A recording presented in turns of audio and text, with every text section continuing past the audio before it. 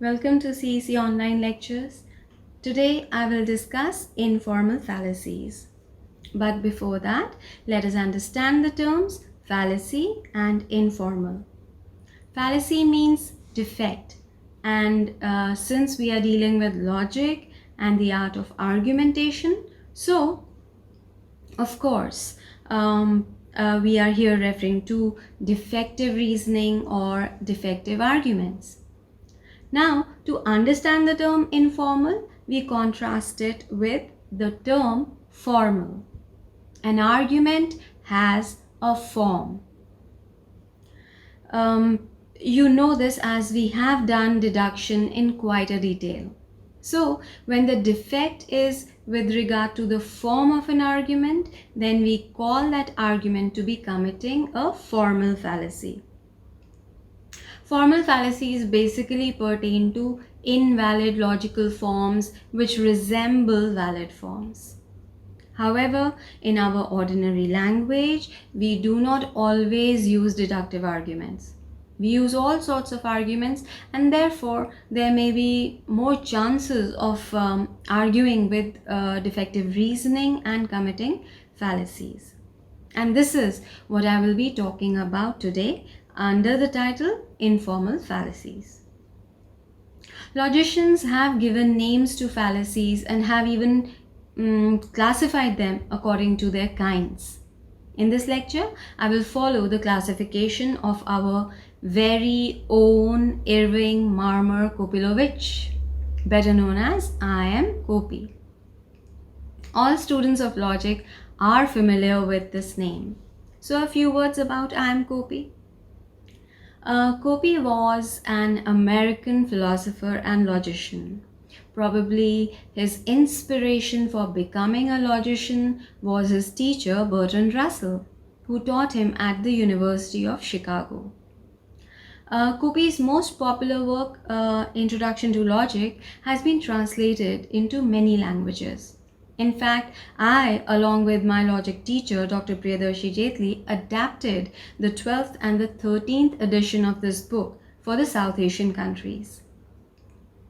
Now, Kopi was not just a logician, he was a socialist at heart.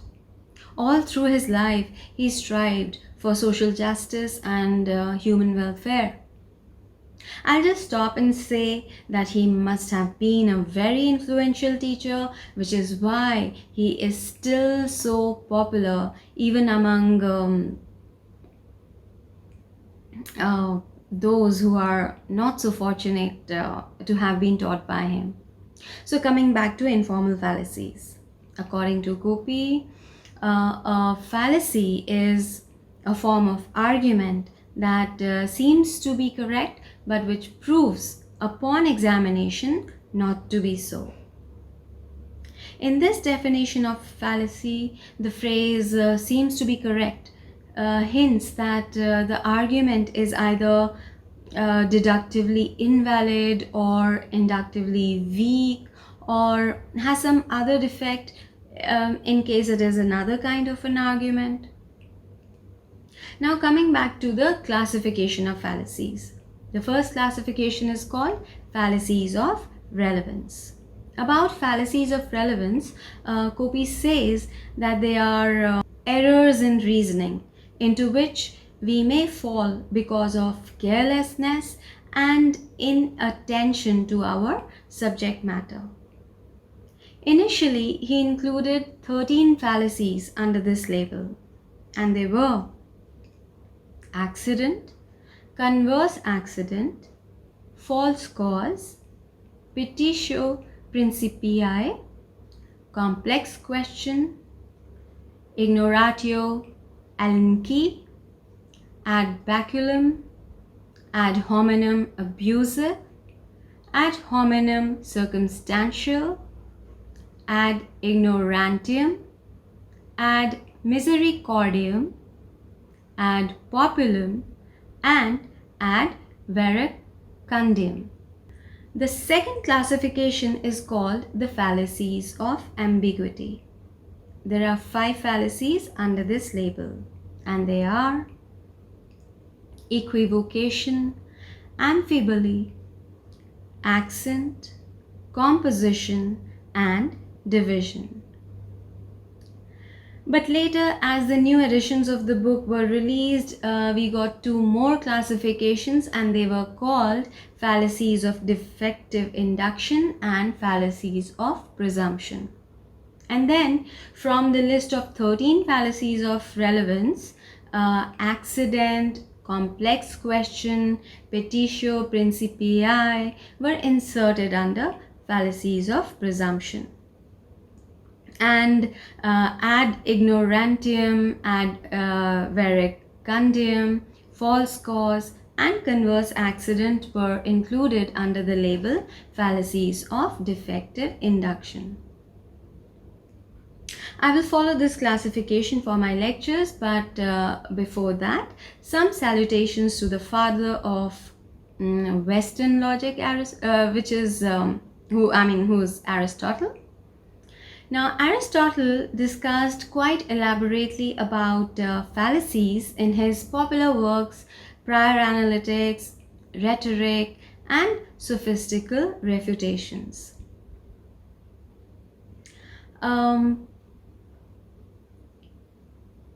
According to Aristotle, an argument, and here we are referring to the deductive argument, is based on certain statements made in such a way as necessarily to cause the assertion of things other than those statements and as a result of those statements.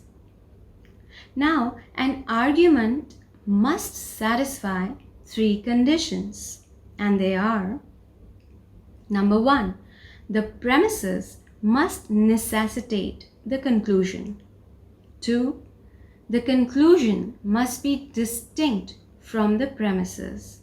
And 3, the conclusion must be contained fully in the premises. In the posterior analytics, Aristotle further clarifies that our premises should be true, primary, immediate, better known than, prior to, and causative of the conclusion. For Aristotle, there are two kinds of fallacies: those dependent on language, which include equivocation, amphiboly, combination of words, division of words, accent, and form of expression. Among these, equivocation and amphiboly are just the same as they are discussed in the modern tradition and are discussed in Copy's book. However, the combination and division of words are not discussed in modern books. Accent and form of expression are considered important even today, but are not mentioned in modern classification of fallacies. Now, Aristotle's second type of fallacies, which are those that are not dependent on language. They are accident, secundum quid, consequent, non-cause, begging the question, ignoratio elenchi, and many questions. I will devote one lecture exclusively to Aristotle's discussion on fallacies, but not today.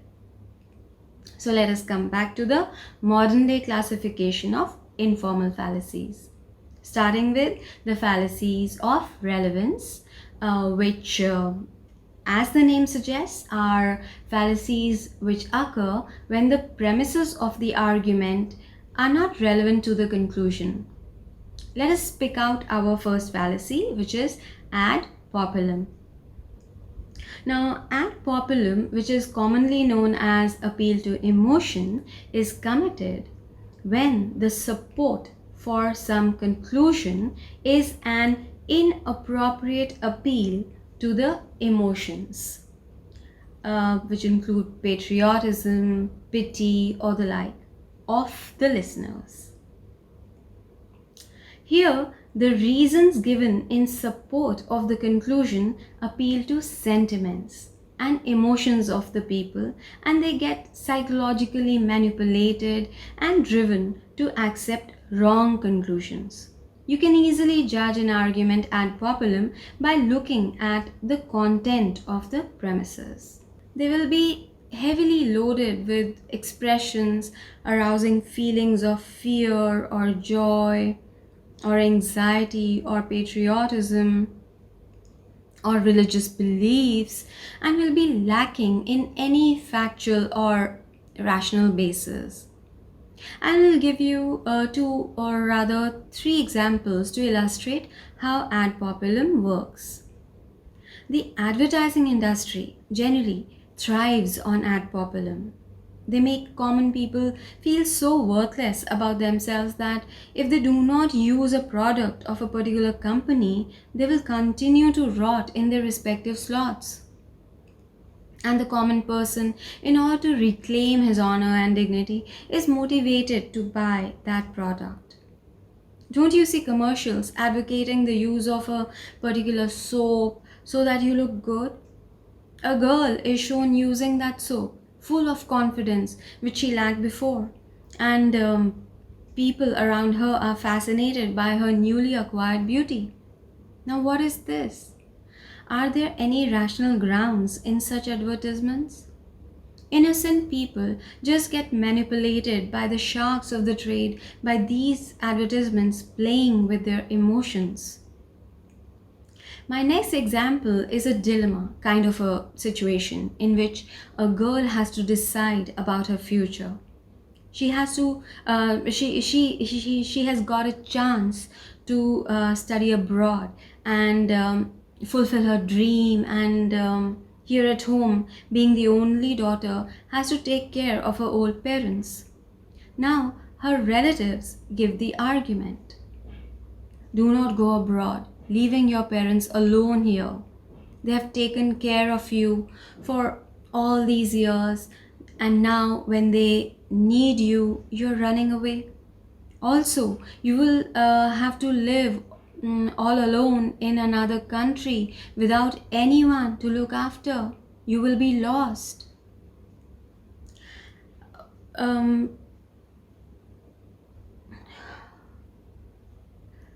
Now, what kind of an argument is this?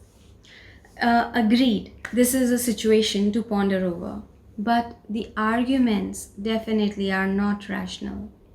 The premises here, instead of stating some rational facts, are making the listener feel guilty, anxious, and scared.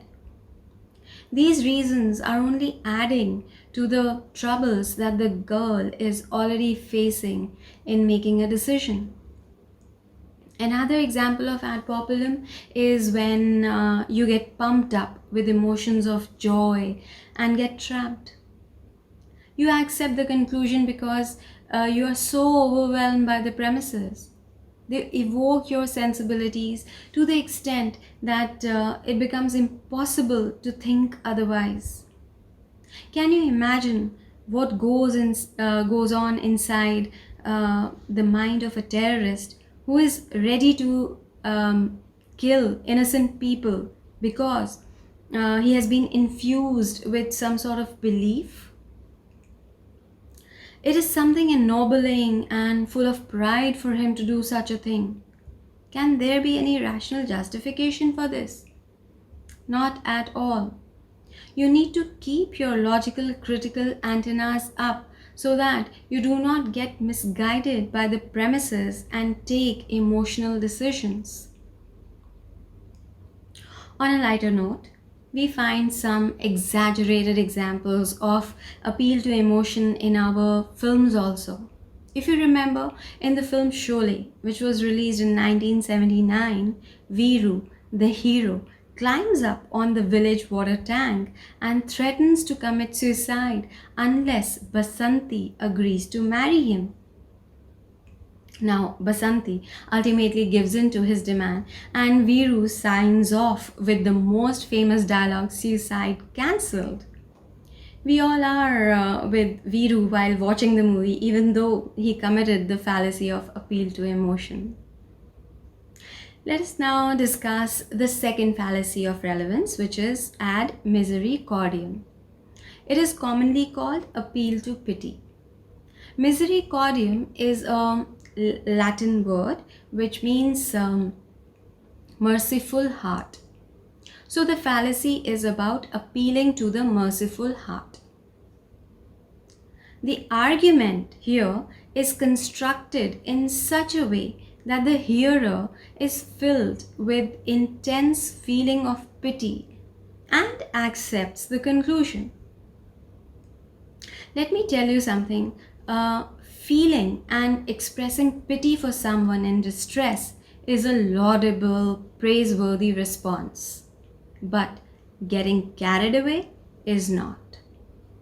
Consider this example in which a lawyer in front of the judge is appealing mercy for his client who has committed murder. The lawyer's argument is that the man deserves to be free because his parents have recently died and he has a younger brother who is suffering from tuberculosis, and there is no one to look after him, no one to feed him, no one to take him to the hospital for treatment. He murdered the man because he snatched all the money that he had to deposit in the hospital for his brother's treatment. Now, the judge may feel upset about his situation, but to free him of the charge of murder for this reason does not appeal to reason. Now, the third kind of fallacy, fallacy of relevance is ad hominem. It comes in two varieties: abusive and circumstantial. It is commonly called argument against the person. Here, rather than attacking the substance of some position, one attacks the person of its proponent, either abusively or as a consequence of his or her special circumstances. Let us first discuss ad hominem abusive. The premises in the argument here are based on personal attacks on the individual who stands in opposition. So, instead of facts and redressal of problems, what is given importance in such fallacious arguments? The character and some prejudices against the person.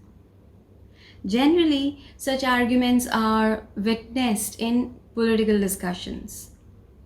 Let us see some examples of this.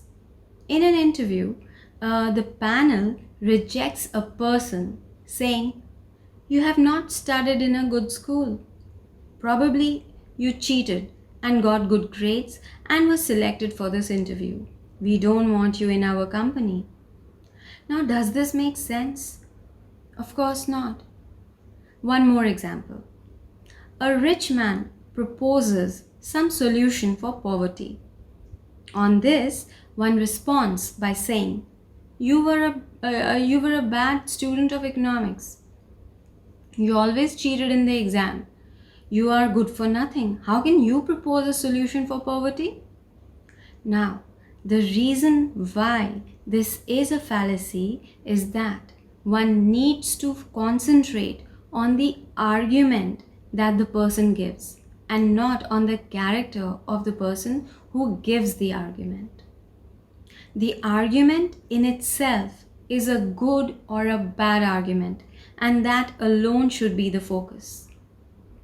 Now, if this person has been a bad student in college, does that guarantee that he cannot think and come up with solutions on poverty? So, there is nothing rational about it.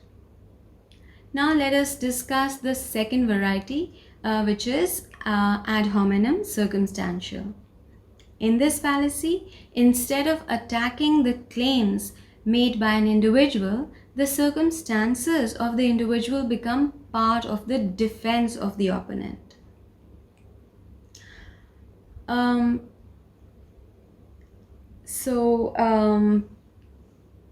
The opponent unfairly switches the real argument and turns it against the individual's circumstances. Let us take this example. A person tells another, perhaps if you had belonged to my region, you would have understood what struggle means. So do not comment on my way of life. Another example. Someone living in the US proposes that the education policy in India can be improved by scrapping private schools and replacing them all with government schools, as it works pretty well in the US. You respond by saying, "You are living in the US. You know nothing about the situation in India, so do not bother." Now again, one needs here to concentrate on the argument offered for the solution of a better education policy by the American resident.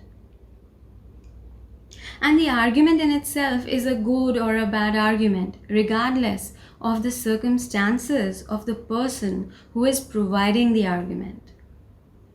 Now, next in line is ad baculum, which is also called appeal to force. It is committed when force or threat is relied on to win consent. Ad baculum literally means appeal to stick.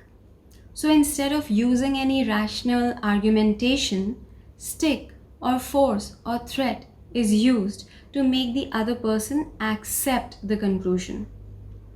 Again, I'm reminded of this dialogue from Sholay where Gabbar, while boasting about his fear among people, says that at night when the child doesn't go to sleep, his mother threatens him saying, "Sleep, otherwise Gabbar will come." Is it not appeal to force? Okay, so a serious example now. A politician tells the newspaper editor, "Do not publish anything about my son's involvement in the scam. You know that 55% of the funding that comes to your organization is from my company."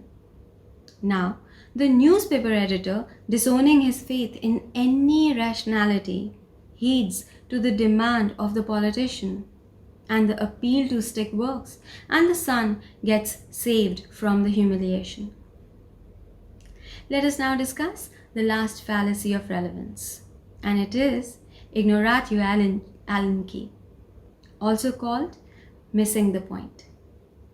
It is committed when one refutes not the thesis one's interlocutor is advancing, but some different thesis that one mistakenly imputes to him or her. To put it simply, a person, in order to refute the position of another, diverts the whole argument towards a related topic which is irrelevant in the present case, and premises miss the point and arrive at an irrelevant conclusion. For example, in a discussion about lack of funds in government schools in India, someone says, "It is important to give more funds to government schools." Now the other person in the discussion says, "Education involves not just formal teaching in schools, but it goes far beyond that." Now the second person has definitely missed the point, as he has diverted the whole argument and has come to an irrelevant conclusion, not connected with the original argument. Suppose someone is arguing that a certain law is a bad law. You tell him, "Look, once a law is enacted, you must follow it." You have missed the point and diverted the argument and reached an irrelevant conclusion. The person who is saying that it is a bad law is not saying that he will break the law. We need to look at his argument for why it is a bad law and examine it on its own merits. I will now discuss some varieties of ignoratio elenchi. They are strawman, red herring, and sequitur. Straw man is about reconstructing the argument under discussion and then demolishing it. Here, the phrase reconstructing the argument is to be noted. It means that the interlocutor, instead of addressing the issue at hand, cleverly constructs another argument, or rather misrepresents the argument and rejects it.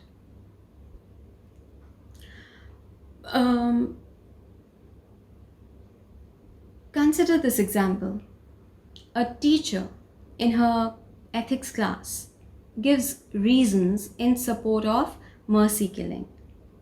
One of the students in the class accuses the teacher of being criminal-minded as she does not respect life. Now, this is a straw man because here the student criticizes a pointless caricature of the original argument but not the argument itself. Now, red herring. It is that kind of fallacious reasoning in which the interlocutor diverts the attention of the listeners from the original issue by introducing a different issue that leads to an irrelevant yet stimulating conclusion. Their purpose is to persuade the listeners. Let us understand it with an example. When your parents ask you about your marks in the exam, you divert their attention and start telling them about how well you're doing in dramatics and how happy your college people are with your performance. One more example. Your friend tells you that you should not lie to your parents. It is immoral. And you respond, who decides what is moral and what is immoral? Your friend says, the society decides it for us. And you say, who gives this authority to the society? And the issue is diverted. You have successfully abandoned the original argument. Now the last one, which is non sequitur. Non sequitur literally means it does not follow. So clearly here, the conclusion does not at all follow from the premises. Its example would be like a person telling another, you make very good cakes, you should learn piano. See how absurd it is. The conclusion does not follow from the premise. So, this much for today. Thank you so much and stay safe.